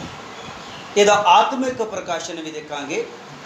ਪੁਰਾਣੇ ਸਮੇਂ ਦੇ ਵਿੱਚ ਬੀਜਣ ਦੇ ਸਮੇਂ ਵਰਖਾ, ਵੱਢਣ ਦੇ ਸਮੇਂ ਵਰਖਾ, ਇਹ 2 ਵਰਖਾਂ ਦਾ ਜ਼ਿਕਰ ਹੈ। ਤਾਂ ਫਿਰ ਇਹਦਾ ਆਤਮਿਕ ਵੀ ਪੜਾ ਕਿਤੇ ਨਾ ਕਿਤੇ ਹੈ, ਜੋ ਕਿ 2 ਵਰਖਾਵਾਂ ਨੂੰ ਬਿਆਨ ਕਰਦਾ ਹੈ, ਪਹਿਲੀ ਵਰਖਾ ਤੇ ਆਖਰੀ ਵਰਖਾ। ਹਾਂਜੀ ਪੜ੍ਹੀਏ, ਉਹ ਫਸਲ ਦੇ ਮਿੱਥੇ ਹੋਏ ਹਫ਼ਤਾਂ ਨੂੰ, ਉਹ ਫਸਲ ਦੇ ਮਿੱਥੇ ਹੋਏ ਹਫ਼ਤਾਂ ਨੂੰ ਹਾਂਜੀ ਸਾਡੇ ਲਈ ਸਾਂਭ ਕੇ ਰੱਖਦਾ ਹੈ। ਹਾਂਜੀ, ਤੁਹਾਡੀਆਂ ਬੁਰਾਈਆਂ ਨੇ ਇਹ ਚੀਜ਼ਾਂ ਤੁਹਾਤੋਂ ਦੂਰ ਕਰ ਦਿੱਤੀਆਂ। ਤੁਹਾਡੀਆਂ ਬੁਰਾਈਆਂ ਨੇ ਇਹ ਚੀਜ਼ਾਂ ਤੁਹਾਡੇ ਕੋਲੋਂ ਦੂਰ ਕਰ ਦਿੱਤੀਆਂ। ਤੁਹਾਡੇ ਪਾਪਾਂ ਨੇ ਚੰਗੀਆਂ ਚੀਜ਼ਾਂ ਤੁਹਾਤੋਂ ਡੱਕ ਤੁਹਾਡੇ ਪਾਪਾ ਨੇ ਤੁਹਾਡੇ ਤੋਂ ਚੰਗੀਆਂ ਚੀਜ਼ਾਂ ਕੀ ਕਰ ਦਿੱਤੀਆਂ, ਡੱਕ ਲਈਆਂ। ਡੱਕ ਲਿਆ। ਹਾਂਜੀ, ਸਮਝ ਆ ਰਹੀ ਹੈ? ਇਹ ਬਾਰਿਸ਼ ਨੂੰ ਕਿਹਨੇ ਡੱਕ ਲਿਆ? ਲੋਕਾਂ ਨੂੰ ਮੋਟਰਾਂ ਦੀ ਜ਼ਰੂਰਤ ਨਾ ਪੈਂਦੀ, ਲੋਕਾਂ ਨੂੰ ਪਾਣੀ ਦੀ ਜੋ ਮਿਹਨਤ ਕਰ ਰਹੇ ਨੇ, ਇਹ ਲਾਈਟ ਜਲਾ ਕੇ ਪਾਣੀ ਦਾ ਇਸਤੇਮਾਲ ਕਰਨ ਦੇ ਲਈ, ਫਸਲਾਂ ਨੂੰ ਉਗਾਉਣ ਦੇ ਲਈ, ਨਹਿਰਾਂ ਪੁੱਟਣ ਦੇ ਲਈ ਲੋਕਾਂ ਨੂੰ ਕੁਝ ਵੀ ਕਰਨ ਦੀ ਜ਼ਰੂਰਤ ਨਾ ਪੈਂਦੀ। ਖੁਦਾ ਖੁਦ ਹੀ ਕਰਦਾ ਸੀ। ਬਸ ਮਨੁੱਖ ਜਾਤੀ ਨੇ ਕੀ ਕਰਨਾ ਸੀ? ਬੀਜ ਬੀਜਣਾ ਸੀ। Hallelujah, hallelujah. ਪਾਣੀ ਲਗਾਉਣ ਦੀ ਜ਼ਰੂਰਤ ਨਹੀਂ ਸੀ ਪੈਣੀ। ਮੀਂਹ ਤੇ ਖੁਦਾ ਪਹਿਲੇ ਹੀ ਆਪ ਹੀ ਰੁੱਤ ਸਿਰ ਬੀਜਣ ਦੇ ਸਮੇਂ ਭੇਜ ਦਿੰਦਾ ਸੀ ਤੇ ਵੱਢਣ ਦੇ ਸਮੇਂ ਵੀ ਭੇਜ ਦਿੰਦਾ ਸੀ। ਪਰ ਕਿੰਨੇ ਢੱਕ ਲਈਆਂ ਆ ਇਹ ਬਰਕਤਾਂ? ਸਾਡਿਆਂ ਪਾਪਾਂ, ਮਨੁੱਖ ਜਾਤੀ ਦੇ ਕੁਧਰਮ ਨੇ, ਮਨੁੱਖ ਜਾਤੀ ਦੇ ਪਾਪ ਨੇ ਇਹ ਸਾਰੀਆਂ ਚੰਗੀਆਂ ਚੀਜ਼ਾਂ ਸਾਥੋਂ ਕੀ ਕਰ ਦਿੱਤੀਆਂ ਭਾਈ? ਮੈਂ ਨਹੀਂ ਕਹਿੰਦਾ, ਖੁਦਾ ਦਾ ਵਚਨ ਹੈ। ਹਾਂਜੀ, ਸਮਝ ਆ ਰਹੀ ਹੈ? ਇਬਰਾਨੀ, ਇਸ ਤੋਂ ਪਹਿਲੇ ਕਿ ਇਬਰਾਨੀਆਂ ਵਿੱਚ ਜਾਈਏ, ਯਾਕੂਬ ਦਾ ਖੱਤ 5:7 ਇੱਕ ਵਾਰ ਫਿਰ ਪੜ੍ਹ ਲਿਓ। ਅਸੀਂ ਇਹਨੂੰ ਸਟਾਪ ਕਰ ਦਿੱਤਾ ਸੀ। ਉਸ ਤੋਂ ਬਾਅਦ ਅਸੀਂ ਇਬਰਾਨੀਆਂ 6, 7 ਤੇ 8 ਵਿੱਚ ਚੱਲਦੇ ਹਾਂ। ਸੋ ਹੇ ਭਰਾਵੋ, ਪ੍ਰਭੂ ਦੇ ਆਉਣ ਤੱਕ ਧੀਰਜ ਕਰੋ। ਵੇਖੋ ਕਿਸਾਨ ਧਰਤੀ ਦੇ ਉੱਤਮ ਫਲ ਦੀ ਉਡੀਕ ਕਰਦਾ ਹੈ। ਦੇਖੋ ਕਿਸਾਨ ਧਰਤੀ ਦੇ ਉੱਤਮ ਫਲ ਦੀ ਉਡੀਕ ਕਰਦਾ ਆ ਅਤੇ ਉਹਦੇ ਲਈ ਧੀਰਜ ਕਰਦਾ ਹੈ ਤੇ ਉਸ ਫਸਲ ਵਾਸਤੇ ਧੀਰਜ ਕਰਦਾ ਆ ਜਿੰਨਾ ਚਿਰ ਉਸ ਉਤੇ ਪਹਿਲੀ ਅਤੇ ਪਿਛਲੀ ਵਰਖਾ ਨਾ ਪਵੇ। ਉਹ ਧੀਰਜ ਕਰਦਾ ਵਾ ਜਿੰਨਾ ਚਿਰ ਤੱਕ ਉਸ ਫਸਲ ਦੇ ਉੱਤੇ, ਬੀਜੇ ਹੋਏ ਬੀਜ ਦੇ ਉੱਤੇ ਪਹਿਲੀ ਵਰਖਾ ਤੇ ਪਿਛਲੀ ਵਰਖਾ ਨਾ ਪਵੇ। ਪਹਿਲੀ ਵਰਖਾ ਤੇ ਆਖਰੀ ਵਰਖਾ ਜਦ ਤੱਕ ਨਾ ਪਵੇ ਉਹ ਉਡੀਕ ਕਰਦਾ ਹੈ। ਉਹ ਉਡੀਕ ਕਰਦਾ ਪਹਿਲੀ ਵਰਖਾ ਦੀ। ਹਲੋ, ਉਹ ਉਡੀਕ ਕਰਦਾ ਵਾ ਦੂਸਰੀ ਵਰਖਾ ਦੀ। ਇਹ 2 ਵਰਖਾਵਾਂ ਹਨ। ਹਾਂਜੀ, ਪੜਿਓ ਥੋੜਾ ਹੋਰ ਅੱਗੇ। ਤੁਸੀਂ ਵੀ ਧੀਰਜ ਕਰੋ। ਤੁਸੀਂ ਵੀ ਧੀਰਜ ਕਰੋ। ਆਪਣੇ ਮਨਾਂ ਨੂੰ ਤਕੜੇ ਰੱਖੋ। ਹਾਂਜੀ, ਇਬਰਾਨੀਆਂ ਵਿੱਚ ਆ ਜਾਓ ਵਾਪਸ। ਇਬਰਾਨੀਆਂ 6 ਉਹਦੀ 7 ਤੇ 8 ਆਇਤ ਨੂੰ ਪੜ੍ਹ ਦਿਓ। ਜਿਹੜੀ ਭੌਂ ਉਸ ਵਰਖਾ ਨੂੰ, ਜਿਹੜੀ ਭੌਂ ਉਸ ਵਰਖਾ ਨੂੰ ਜੋ ਉਸ ਉੱਤੇ ਵਾਰ-ਵਾਰ ਪੈਂਦੀ, ਜੋ ਉਸ ਜ਼ਮੀਨ ਉੱਤੇ ਬਾਰ-ਬਾਰ ਪੈਂਦੀ ਹੈ, ਪੀ ਗਈ। ਜ਼ਮੀਨ ਉਸ ਵਰਖਾ ਨੂੰ ਪੀ ਗਈ ਅਤੇ ਜਿਨ੍ਹਾਂ ਲਈ ਵਾਹੀ ਜਾਂਦੀ ਹੈ, ਕਿ ਜਿਹੜਾ ਉਸ ਫਸਲ ਨੂੰ, ਉਸ ਖੇਤ ਨੂੰ ਵਾਹੁੰਦਾ ਹੈ, ਹਾਂਜੀ, ਉਹਨਾਂ ਦੇ ਜੋਗ ਸਾਗ ਪਤ ਉਗਾਉਂਦੀ ਹੈ। ਉਹ ਬੀਜਣ ਵਾਹੁਣ ਵਾਲੇ ਵਾਸਤੇ ਸਾਗ ਪਤ ਜ਼ਮੀਨ ਉਗਾਉਂਦੀ ਹੈ। ਧਿਆਨ ਨਾਲ ਸੁਣਿਓ, ਉਹਨੂੰ ਖੁਦਾ ਤੋਂ ਵਰ ਮਿਲਦਾ ਹੈ। ਹਾਂਜੀ, ਉਸ ਜ਼ਮੀਨ ਨੂੰ ਖੁਦਾ ਤੋਂ ਕੀ ਮਿਲਦਾ ਹੈ ਭਾਈ? ਵਰ ਮਿਲਦਾ ਹੈ। ਪੜੀਏ, ਪਰ ਜੇ ਉਹ ਕੰਡਿਆਲੀਆਂ ਤੇ ਪਰ ਜੇ ਉਹ ਜ਼ਮੀਨ ਬੀਜਿਆ ਕੁਛ ਤੇ ਉਗਿਆ ਕੁਛ, ਜੇ ਉਹ ਝਾੜੀਆਂ ਤੇ ਕੰਡੇ ਕੰਡਾਲੀਆਂ ਉਗਾਵੇ ਤਾਂ ਅਪਰਵਾਨ ਹੁੰਦੀ ਤੇ ਫਿਰ ਉਹ ਬੇਇੱਜ਼ਤ ਹੁੰਦੀ ਹੈ, ਅਪਰਵਾਨ ਹੁੰਦੀ ਹੈ। ਕਿੰਨੇ ਸਮਝ ਗਏ? ਨਹੀਂ। ਮੈਂ ਹੈਂਟੀ ਦੇਣੇ ਨੇ ਆਉਣ ਵਾਲੇ ਅੱਗੇ ਵੀ ਪ੍ਰਚਾਰਾਂ ਦੇ ਵਿੱਚ, ਆ ਜਿਹੜੇ ਹੁਣ ਅੱਗੇ ਆਇਤਾਂ ਆਉਣੀਆਂ ਨੇ, ਤੇ ਸਿਆਣੇ ਕਹਿੰਦੇ ਨੇ ਕਿ ਸਮਝਦਾਰ ਵਾਸਤੇ ਇਸ਼ਾਰਾ ਹੀ ਕਾਫੀ। ਹਾਲੇਲੂਇਆ, ਆਮੀਨ। ਪੜ੍ਹੀਏ ਇੱਕ ਵਾਰ ਫਿਰ ਇਸੇ ਨੂੰ। ਜਿਹੜੀ ਉਸ ਵਰਖਾ ਨੂੰ, ਜਿਹੜੀ ਜ਼ਮੀਨ ਉਸ ਵਰਖਾ ਨੂੰ, ਜੋ ਉਸ ਉੱਤੇ ਵਾਰ-ਵਾਰ ਜੋ ਪੈਂਦੀ ਉਸ ਹੈ, ਜ਼ਮੀਨ ਦੇ ਉੱਤੇ ਵਾਰ-ਵਾਰ ਵਰਖਾ ਪੈਂਦੀ ਹੈ, ਪੀ ਗਈ ਜੇ ਉਹ ਜ਼ਮੀਨ ਵਰਖਾ ਨੂੰ ਪੀ ਗਈ, ਅਤੇ ਜਿਨ੍ਹਾਂ ਲਈ ਵਾਹੀ ਜਾਂਦੀ ਹੈ, ਤੇ ਜਿਸ ਕਿਸਾਨ ਵਾਸਤੇ, ਆਦਮੀ ਵਾਸਤੇ ਜ਼ਮੀਨ ਵਾਹੀ ਜਾਂਦੀ ਆ, ਉਹਨਾਂ ਦੇ ਜੋਗ ਸਾਗ ਪਤ ਉਗਾਉਂਦੀ ਤੇ ਹੈ, ਉਹਨਾਂ ਦੇ ਲਈ ਉਹ ਸਾਗ ਪਤ ਉਗਾਉਂਦੀ ਹੈ। ਤਾਂ ਉਹਨੂੰ ਖੁਦਾ ਤੋਂ ਵਰ ਮਿਲਦਾ ਹੈ। ਆ ਭਾਈ ਨੂੰ ਪਿੱਛੋਂ ਜਗਾ ਦੇ। ਹਾਂਜੀ, ਹਾਂਜੀ, ਉਹ ਜ਼ਮੀਨ ਵਾਹੁਣ ਵਾਲੇ ਵਾਸਤੇ ਸਾਗ ਪਤ ਉਗਾਉਂਦੀ ਹੈ। ਤਾਂ ਉਹਨੂੰ ਖੁਦਾ ਤੋਂ ਵਰ ਮਿਲਦਾ ਹੈ। ਜ਼ਮੀਨ ਨੂੰ ਖੁਦਾ ਵੱਲੋਂ ਵਰ ਮਿਲਦਾ ਆ। ਪਰ ਜੇ ਉਹ ਕੰਡਿਆਲੀਆਂ ਤੇ ਪਖੜੇ ਉਤਪਤ ਕਰੇ ਤਾਂ ਅਪਰਵਾਨ ਹੁੰਦੀ ਹੈ ਅਤੇ ਸਰਾਪੀ ਜਾਨ ਦੇ ਨੇੜੇ ਹੈ, ਜਿਹਦਾ ਅੰਤ ਪਸੰਦ ਕੀਤਾ ਜਾਣਾ। ਜਿਹਦਾ ਅੰਤ ਪਸੰਦ ਕੀਤਾ ਜਾਣਾ। ਹੁਣ ਥੋੜਾ ਜਿਹਾ ਮਨ ਰੋਕ ਲੈ। ਬੀਜ, ਬੀਜ ਕੀ ਹੈ ਭਾਈ? ਹਾਂਜੀ, ਬੀਜ ਕੀ ਹੈ? ਅੱਛਾ, ਬੀਜਣ ਵਾਲਾ ਕੌਣ ਹੈ? ਮਨੁੱਖ ਦਾ ਪੁੱਤਰ। ਬੀਜਣ ਵਾਲਾ ਕੌਣ ਹੈ? ਮਨੁੱਖ ਦਾ ਪੁੱਤਰ। ਬੀਜ ਵਚਨਿਆ, ਬੀਜਣ ਵਾਲਾ ਮਨੁੱਖ ਦਾ ਪੁੱਤਰ ਆ। ਫਿਰ ਖੇਤ ਕੌਣ ਆ? ਅਸੀਂ ਖੇਤ ਹਾਂ। ਹਾਲੇਲੂਇਆ। ਤੇ ਉਹ ਵਰਖਾ ਕੀ ਹੈ? ਆਤਮਾ। ਕਿੰਨੇ ਸਮਝ ਗਏ? ਵਰਖਾ ਆਤਮਾ ਦੀ ਵਰਖਾ ਹੈ। ਧਿਆਨ ਨਾਲ ਸੁਣਿਓ। ਪਹਿਲਾਂ ਬੀਜਿਆ ਗਿਆ ਬੀਜ ਵਚਨ ਖੇਤ ਵਿੱਚ, ਤੇ ਫਿਰ ਪਹਿਲੀ ਵਰਖਾ ਹੁੰਦੀ ਹੈ ਬੀਜਣ ਦੇ ਸਮੇਂ, ਤਾਂ ਕਿ ਲੋਕ ਉਹਨੂੰ ਸਮਝ ਜਾਣ ਤੇ ਉਹ ਫਲ ਉਗਾਵੇ। ਠੀਕ ਹੈ, ਠੀਕ ਹੈ। ਹੁਣ ਬੀਜਣ ਵਾਲਾ ਜਿਹਨੇ ਖੇਤ ਨੂੰ ਵਾਇਆ, ਵਾਹੁਣ ਤੋਂ ਬਾਅਦ ਵਿੱਚ ਉਹਨੇ ਬੀਜ ਬੀਜਿਆ, ਖੁਦਾ ਨੇ ਉਹਨੂੰ ਸਿੰਜਿਆ। ਸਮਝ ਆ ਰਹੀ ਹੈ? ਖੁਦਾ ਨੇ ਉਹਨੂੰ ਸਿੰਜਿਆ, ਤੇ ਜੇ ਉਹ ਧਰਤੀ ਅੱਛਾ ਫਲ ਨਾ ਦੇਵੇ ਵਾਹੁਣ ਵਾਲੇ ਨੂੰ, ਤੇ ਫਿਰ ਉਹ ਧਰਤੀ ਜ਼ਮੀਨ ਅਪਰਵਾਨ ਹੁੰਦੀ ਹੈ। ਅੱਛਾ, ਕਿਸਾਨ ਕੀ ਚਾਹੁੰਦਾ ਜ਼ਮੀਨ ਵਿੱਚੋਂ? ਹਾਂਜੀ, ਅਸੀਂ ਪੜ੍ਹਿਆ, ਮੈਨੂੰ ਵਚਨ ਦੇ ਵਿੱਚੋਂ ਦੱਸੋ। ਅਸੀਂ ਯਕੂਬ ਦੇ ਖੱਤ ਵਿੱਚੋਂ ਪੜ੍ਹ ਕੇ ਗਏ ਹਾਂ ਜੇ ਹੁਣੇ। ਪੜ੍ਹ ਦਿਓ, ਪੜ੍ਹ ਕੇ ਦੱਸ ਦਿਓ। ਸੋ हे ਪ੍ਰਭੂ, ਪ੍ਰਭੂ ਦੇ ਔਰ ਤੀਕ ਧੀਰਜ ਕਰੋ। ਹਾਂਜੀ, ਵੇਖੋ ਕਿਸਾਨ ਧਰਤੀ ਦੇ ਉੱਤਮ ਫਲ ਦੀ ਉਡੀਕ ਕਰਦਾ। ਹਾਂਜੀ, ਕਿਹਦੀ ਉਡੀਕ ਕਰਦਾ ਆ? ਉੱਤਮ ਫਲ ਦੀ ਉਡੀਕ ਕਰਦਾ ਆ। ਕੌਣ? ਕਿਸਾਨ। ਕਿਹੜਾ ਕਿਸਾਨ? ਜਿਹੜਾ ਮਿਹਨਤ ਕਰ ਰਿਹਾ, ਜਿਹੜਾ ਖੇਤ ਵਿੱਚ ਵਾਹ ਰਿਹਾ, ਔਰ ਖੇਤ ਨੂੰ ਦੇ ਵਿੱਚ ਬੀਜ ਬੀਜ ਰਿਹਾ, ਘਾਹ ਬੂਟੀ ਨੂੰ ਉੱਥੋਂ ਕੱਢ ਕੇ ਬਾਹਰ ਸੁੱਟ ਰਿਹਾ, ਪੱਥਰ ਉਸ ਜ਼ਮੀਨ ਵਿੱਚੋਂ ਕੱਢ ਕੇ ਬਾਹਰ ਸੁੱਟ ਰਿਹਾ, ਚੰਗੀ ਜ਼ਮੀਨ ਬਣਾਉਣ ਦੀ ਕੋਸ਼ਿਸ਼ ਕਰ ਰਿਹਾ ਹੈ। ਹਾਂਜੀ, ਉਹ ਕਿਹੜੀ ਕਿਸੇ ਆਸ ਨਾਲ ਕਰ ਰਿਹਾ ਹੈਗਾ। ਹਾਲੇਲੂਇਆ। ਤੇ ਕੀ ਲੱਭਣਾ ਚਾਹੁੰਦਾ ਉਹਦੇ ਵਿੱਚੋਂ? ਉੱਤਮ ਫਲ। ਇਬਰਾਨੀਆਂ ਚ ਜੋ ਵਾਪਸ, ਜੇ ਉਹ ਉੱਤਮ ਫਲ ਨਾ ਦੇਵੇ, ਤੇ ਜੇ ਉਹ ਕੰਡਿਆਂ ਕੰਡਾਲੀਆਂ ਤੇ ਝਾੜੀਆਂ ਪੈਦਾ ਕਰੇ, ਹਾਂਜੀ ਪੜ੍ਹੀਏ ਇਬਰਾਨੀਆਂ ਚ, ਤਾਂ ਅਪਰਵਾਨ ਹੁੰਦੀ ਹੈ, ਤੇ ਫਿਰ ਉਹ ਅਪਰਵਾਨ ਹੁੰਦੀ ਹੈ, ਅਤੇ ਸਰਾਪੀ ਜਾਨ ਦੇ ਨੇੜੇ ਹੈ, ਸਰਾਪੀ ਜਾਨ ਦੇ ਨੇੜੇ ਹੈ, ਜਿਹਦਾ ਤਾਂ ਅੰਤ ਪਸੰਦ ਕੀਤਾ ਜਾਣਾ। ਜਿਹਦਾ ਅੰਤ ਪਸੰਦ ਕੀਤੇ ਜਾਣਾ।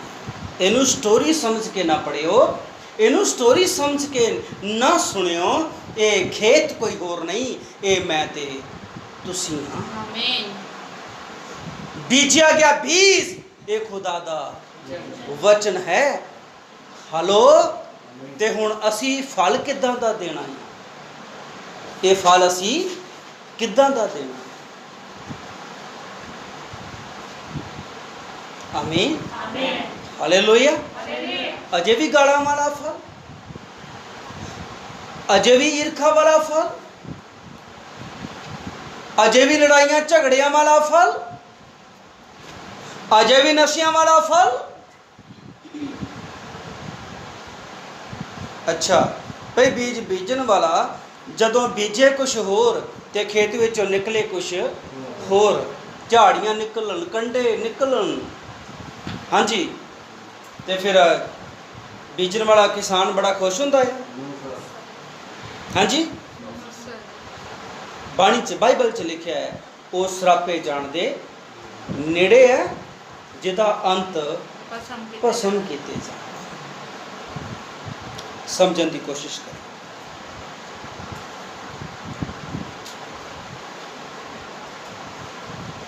ਆਓ ਥੋੜਾ ਹੋਰ ਕਲੀਅਰ ਕਰ ਦਿੰਦੇ। ਚੰਗੀ ਜ਼ਮੀਨ ਚੰਗਾ ਫਲ ਦਿੰਦੀ। ਕਿਹੜੀ ਜ਼ਮੀਨ? ਚੰਗੀ ਜ਼ਮੀਨ। ਚੰਗਾ ਰੁੱਖ ਚੰਗਾ ਫਲ।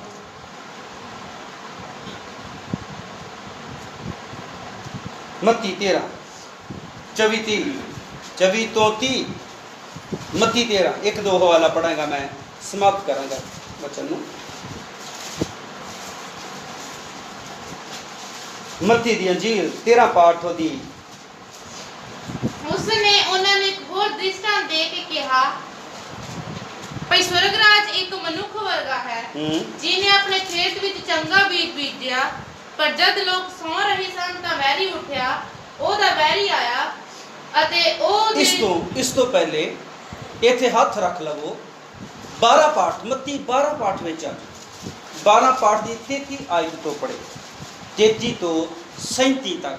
ਫਿਰ ਉਸ ਤੋਂ ਅੱਗੇ ਚੱਲ। ਬਿਰਛ ਨੂੰ ਚੰਗਾ ਬਣਾਓ, ਬਿਰਛ ਨੂੰ, ਰੁੱਖ ਨੂੰ ਚੰਗਾ ਬਣਾਓ, ਅਤੇ ਉਹਦੇ ਫਲ ਨੂੰ ਵੀ ਚੰਗਾ, ਉਹਦੇ ਫਲ ਨੂੰ ਵੀ ਚੰਗਾ। ਜਾਂ ਬਿਰਛ ਨੂੰ ਮਾੜਾ ਬਣਾਓ, ਜੇ ਤੁਸੀਂ ਬਿਰਛ ਨੂੰ, ਰੁੱਖ ਨੂੰ ਮਾੜਾ ਬਣਾਓ ਅਤੇ ਉਹਦੇ ਫਲ ਨੂੰ ਵੀ ਉਹਦੇ ਮਾੜਾ, ਫਲ ਨੂੰ ਵੀ ਮਾੜਾ ਪੜੀਏ। ਕਿਉਂ ਜੋ ਬਿਰਛ ਆਪਣੇ ਫਲੋਂ ਹੀ ਪਛਾਣਿਆ ਜਾਂਦਾ ਰੁੱਖ ਹੈ। ਆਪਣੇ ਫਲਾਂ ਤੋਂ ਹੀ ਪਹਿਚਾਣਿਆ ਜਾਂਦਾ ਜਾਂਦਾ ਹੈ। ਪੜੀਏ, ਹੇ ਸੱਪਾਂ ਦੇ ਬੱਚਿਓ, ਹੇ ਸੱਪਾਂ ਦੇ ਬੱਚਿਓ, ਤੁਸੀਂ ਬੁਰੇ ਹੋ ਕੇ ਚੰਗੀਆਂ ਤੁਸੀਂ ਬੁਰੇ ਹੋ ਕੇ ਚੰਗੀਆਂ ਗੱਲਾਂ ਕਿੱਕਰ ਕਰ ਸਕਦੇ ਹੋ? ਕਿੱਦਾਂ ਕਰ ਸਕਦੇ ਹੋ? ਪੜੀਏ, ਕਿਉਂ ਜੋ ਮਨ ਵਿੱਚ ਭਰਿਆ ਹੋਇਆ ਹੈ, ਜੋ ਮਨ ਵਿੱਚ ਭਰਿਆ ਹੋਇਆ ਹੈ ਉਹ ਮੂੰਹ ਉੱਤੇ ਆਉਂਦਾ ਉਹੋ ਹੈ। ਹੀ ਮੂੰਹ ਦੇ ਉੱਤੇ ਆਉਂਦਾ ਆ। ਜੇ ਵਚਨ ਨਾਲ ਭਰੇ ਹੋਏ ਹੋ ਤੇ ਜਿੱਥੇ ਜਾਓਗੇ ਤੁਹਾਡੇ ਮੂੰਹ ਚੋਂ ਵਚਨ ਹੀ ਨਿਕਲੇਗਾ। ਆਮੀਨ। ਕੋਈ ਗੱਲ ਕਰੇਗਾ ਕੰਮ ਦੀ, ਤੁਸੀਂ ਗੱਲ ਕਰੋਗੇ ਵਚਨ ਦੀ। ਕੋਈ ਗੱਲ ਕਰੇਗਾ ਬਿਜ਼ਨਸ ਦੀ, ਤੁਸੀਂ ਗੱਲ ਕਰੋਗੇ ਵਚਨ ਦੀ। ਹਾਲੇਲੂਇਆ। ਕੋਈ ਗੱਲ ਕਰੇਗਾ ਇਹ ਸੰਸਾਰ ਦੀ, ਤੁਸੀਂ ਗੱਲ ਕਰੋਗੇ ਵਚਨ ਦੀ, ਵੀ ਵਚਨ 'ਚ ਇਦਾਂ ਲਿਖਿਆ ਹੋਇਆ ਹੈ। ਵਚਨ ਇਹ ਗੱਲ ਕਹਿੰਦਾ ਹੈ। ਤੁਸੀਂ ਵਚਨ ਨਾਲ ਭਰੇ ਹੋਏ ਹੋਵੋਗੇ ਤੇ ਤੁਹਾਡੇ ਅੰਦਰੋਂ ਵਚਨ ਨਿਕਲੇਗਾ। ਆ ਪਿੰਡ ਵਿੱਚ ਮੇਰੇ ਕੋਲ ਬਹੁਤ ਘੱਟ ਲੋਕ ਬੈਠਦੇ ਕਿਉਂਕਿ ਸੁਣਨਾ ਨਹੀਂ ਚਾਹੁੰਦੇ। ਜਦ ਕੋਈ ਗੱਲ ਹੁੰਦੀ ਹੈ ਮੈਂ ਵਚਨ ਤੇ ਲੈ ਕੇ ਆਉਂਦਾ, ਜਦ ਕੋਈ ਗੱਲ ਹੁੰਦੀ ਹੈ ਮੈਂ ਵਚਨ ਤੇ ਲੈ ਕੇ ਆਉਂਦਾ, ਜਦ ਕੋਈ ਗੱਲ ਹੁੰਦੀ ਹੈ, ਕਿਉਂਕਿ ਮੇਰੇ ਅੰਦਰ ਹੈ ਹੀ ਉਹ ਕੁਛ, ਜੋ ਕੁਛ ਹੈ ਉਹ ਕੁਛ ਹੀ ਬਾਹਰ ਨਿਕਲਦਾ। ਸਿੱਧਵਾਂ ਬੇਟ ਸੀ ਮੈਂ, ਉੱਥੇ ਵੀ 1-2 ਲੜਕੀਆਂ ਸੀਗੀਆਂ, ਬੜੀਆਂ ਪੜ੍ਹੀਆਂ ਲਿਖੀਆਂ ਸੀਗੀਆਂ, ਬਾਈਬਲ ਸਕੂਲ ਦੇ ਵਿੱਚ ਵੀ ਹੋ ਕੇ ਆਈਆਂ। ਅਚਾਨਕ ਜਦ ਵੀ ਕਦੇ ਗੱਲ ਹੋਣੀ ਤੇ ਵਚਨ ਦੀ, ਅਖੀਰ ਉਹ ਬੋਲ ਉੱਠੀ, ਕਿਉਂਕਿ ਉਹਨੂੰ ਪਤਾ ਸੀ ਇਹਨਾਂ ਲਿਖਤਾਂ ਦੇ ਬਾਰੇ। ਉਹ ਕਹਿੰਦੇ ਵਚਨ 'ਚ ਲਿਖਿਆ ਹੈ ਕਿ ਜੋ ਤੁਹਾਡੇ ਅੰਦਰ ਹੋਵੇਗਾ ਉਹ ਵੀ ਬਾਹਰ ਨਿਕਲੇਗਾ। ਤੁਹਾਡੇ ਅੰਦਰ ਵਚਨ ਹੀ ਨਹੀਂ। ਜਦ ਗੱਲ ਚੱਲਦੀ ਹੈ ਵਚਨ, ਜਦ ਗੱਲ ਚੱਲਦੀ ਹੈ ਵਚਨ, ਜਦ ਗੱਲ ਚੱਲਦੀ ਹੈ ਉਹ ਵਚਨ। ਇਸ ਲਈ ਮੇਰੀ ਭੈਣੋ ਤੇ ਮੇਰੇ ਭਰਾਓ, ਜੇ ਤੁਹਾਡੇ ਅੰਦਰ ਵਚਨ ਹੈ ਤੇ ਭੈਣਾਂ ਦੇ ਨਾਲ ਜਿੱਥੇ ਗੱਲ ਹੋਵੇਗੀ ਵਚਨ, ਹਾਸੇ ਮਜ਼ਾਕ ਨੂੰ ਸਾਈਡ ਕਰਕੇ ਤੁਸੀਂ ਵਚਨ 'ਚ ਲੈ ਕੇ ਆਓ। ਹਰ ਚੀਜ਼ ਨੂੰ ਕੱਟ ਕਰਕੇ ਤੁਸੀਂ ਵਚਨ 'ਚ ਲੈ ਕੇ ਆਓਗੇ। ਤੇ ਯਹੂਦਾ ਦੀ ਪਰਖ ਵੀ ਇੱਥੇ ਹੁੰਦੀ ਹੈ। ਯਹੂਦਾ ਦੀ ਪਰਖ ਵੀ ਇੱਥੇ ਹੁੰਦੀ ਹੈ। ਜਦ ਤੁਸੀਂ ਕਿਸੇ ਇਨਸਾਨ ਨੂੰ ਪਰਖਣਾ ਆ ਤੇ ਤੁਸੀਂ ਵਚਨ ਕੀ ਦਿੱਤੀ ਸੀ ਯਿਸੂ ਮਸੀਹ ਨੇ ਯਹੂਦਾ ਇਸਕਰਜੋਤੀ ਨੂੰ? ਹਾਂਜੀ, ਰੋਟੀ ਦੀ ਬੁਰਕੀ, ਵਚਨ ਦਾ ਟੁਕੜਾ। वचन दिता है। समझ आई? हालेलुया। जब तुसी किसी नूं टुक दिंदे हो, वचन दिंदे हो, ਉਹਦੇ अंदर की है प्रगट हो जाता। इसलिए प्यारे रुख नूं चंगा बनाओ ते फल भी चंगा, रुख नूं माड़ा बनाओ ते फल भी माड़ा। ਇਹ ਸੱਪਾਂ ਦੇ ਬੱਚਿਓ, ਤੁਸੀਂ बुरे हो के ਚੰਗੀਆਂ ਗੱਲਾਂ वचन बयान करदा किद्दां बोल सकते हो? जो कुछ मनुख दे अंदर भरिया होया है वही, हाँ जी, वही मुंह ते आउंदा है। जो अंदर भरिया होया है, जे मजाक भरे हुए ने तो मजाक ही आने ने, टिचरां पड़ियां, ईर्खा भरी हुई है, विरोध भरिया होया है, गालां भरियां हुई ने, तो प्यारिओ जे वचन भरिया होया है तो फिर वचन ही निकलेगा। लोग कहणगे ये भैन जदों ही आउंदी है बस वचन, जदों भी गल करदी है वचन, जद भी गल करती है वचन। साडे भैन भी सिस्टर है पढ़े नहीं गए, पर जो जाते ने सुनते ने, भावें टुटा फुटा ही क्यों ना सुनाओ, वो मेरी वाइफ नाल गल, मेरे नाल गल, किसी होर नाल गल करे तो वचन। शायद तुहानूं पास्टर जी ज़्यादा पता होगा, मैनू नहीं पता। उन्होंने साडे संतां ने ऐतका ये वचन सुनाया सी, नहीं इदां नहीं करना, साडे संतां ने मना किया है, साडे संत कहते इदां नहीं करना। हाँ प्यारे लोग इन्हें अपने चरवाहियां दे अधीन ने, उन्हां चीज़ां दे उपर इन्ना गौर करते हैं। इसलिए जो कुछ मन में भरिया होया है वही मूँह दे उत्ते आउंदा है।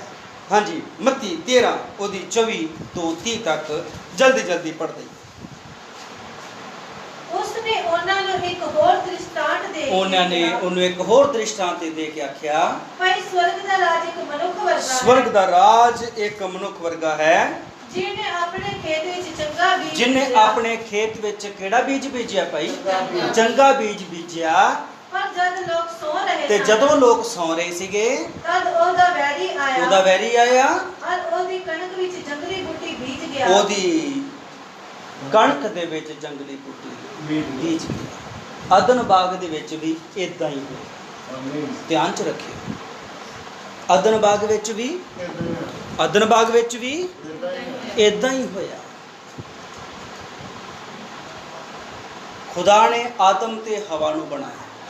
आदम हवा किसी खुदा ली एक खेत, ते आदम हवा दे विच खुदा ने बीज बीजिया। किहड़ा बीज बीजिया? तुसी इस रुख दी नहीं सुननी, तुसी इस रुख तो नहीं खाना। हाँ जी, समझ आ रही है? ये भले बुरे वाला रुख है, नाश कर देवेगा, तुसी मर जाओगे। इस रुख तो नहीं खाना। ध्यान नाल सुनियो। और जदों खुदा उत्थे नहीं सी, जदों आदम उस औरत दे कोल नहीं सी, औरत भी एक जमीन दे समान है। ध्यान च रखियो, औरत भी एक जमीन है, औरत भी एक बीज नूं लैंदी है ते फल पैदा करती है। Hallelujah, hallelujah. नबी ने आख्या है एक आत्मिक कुख है, एक दुनियावी कुख है। जमीन एक कुख दे समान है, एक औरत दे समान है। वो जमीन बीज नूं लैंदी है, फल पैदा करती है।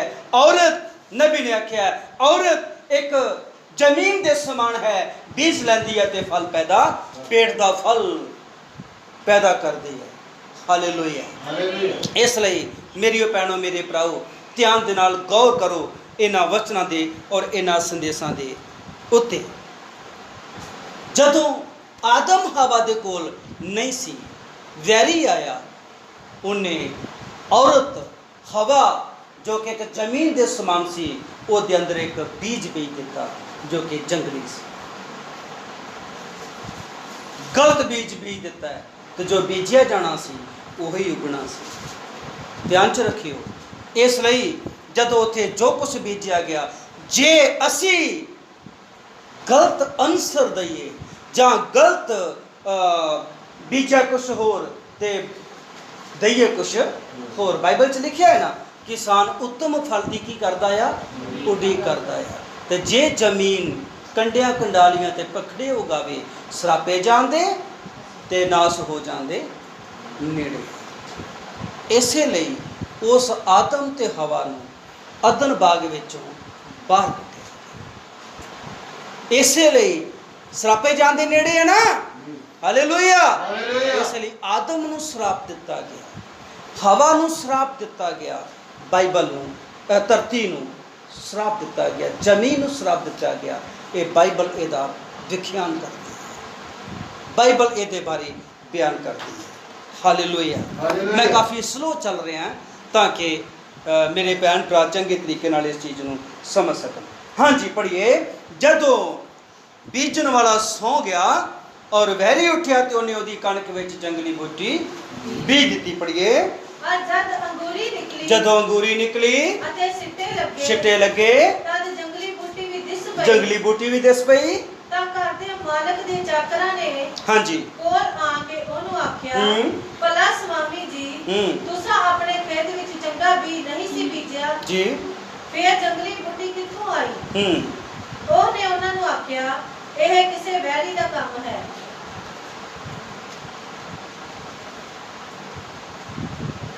ਇਹ ਕਿਸੇ ਵੈਰੀ ਦਾ ਕੰਮ ਹੈ। ਹਾਂਜੀ ਪੜ੍ਹੀਏ ਅੱਗੇ।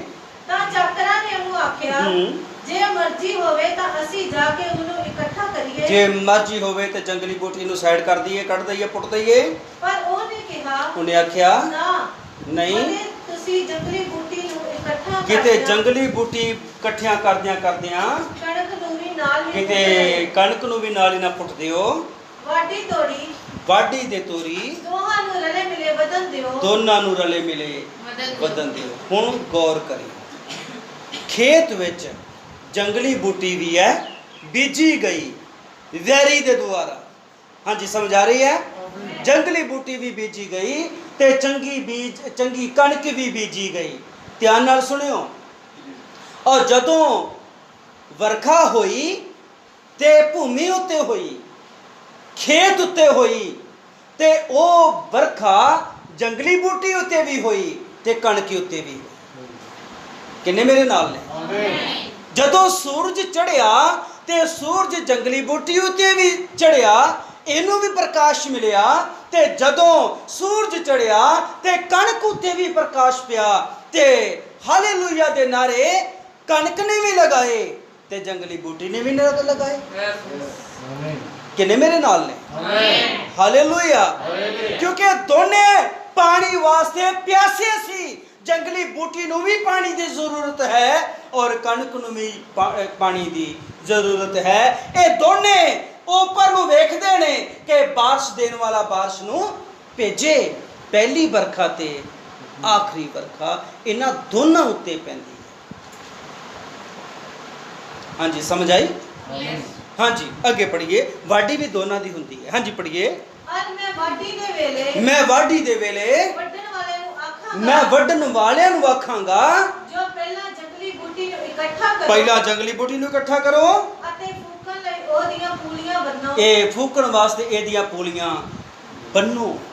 ਇਹ ਹੁਣ ਸੰਸਾਰ ਇਕੱਠਾ ਹੋ ਰਿਹਾ ਹੈ। ਇਹ ਜੰਗਲੀ ਬੂਟੀ ਇਕੱਠੀ ਹੋ ਰਹੀ ਹੈ।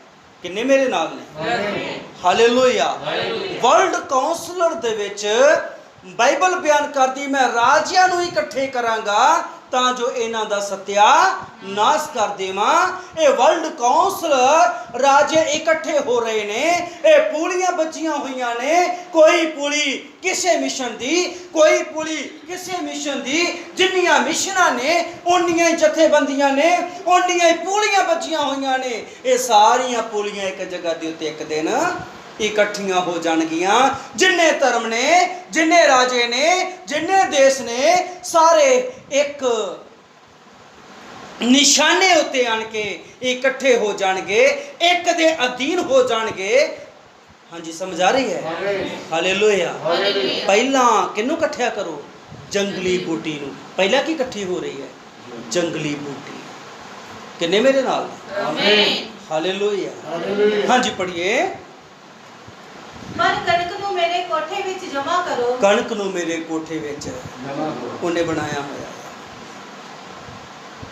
ਹਾਲੇਲੂਇਆ। ਮੈਂ ਆਵਾਂਗਾ ਤੇ ਤੁਹਾਨੂੰ ਨਾਲ ਲੈ ਕੇ ਜਾਵਾਂਗਾ। ਦੇਖੋ ਮੈਂ ਤੁਹਾਡੇ ਵਾਸਤੇ ਪਹਿਲੇ ਹੀ ਘਰ ਤਿਆਰ ਕੀਤਾ ਹੋਇਆ ਹੈ, ਨਹੀਂ ਤਾਂ ਮੈਂ ਤੁਹਾਨੂੰ ਕਹਿ ਦਿੰਦਾ। ਉਹਨੇ ਸਾਡੇ ਵਾਸਤੇ ਘਰ ਤਿਆਰ ਕੀਤੀ। ਹਾਲੇਲੂਇਆ। ਤੇ ਕਣਕ ਨੂੰ ਉਹ ਕੀ ਕਰੇਗਾ ਭਈ?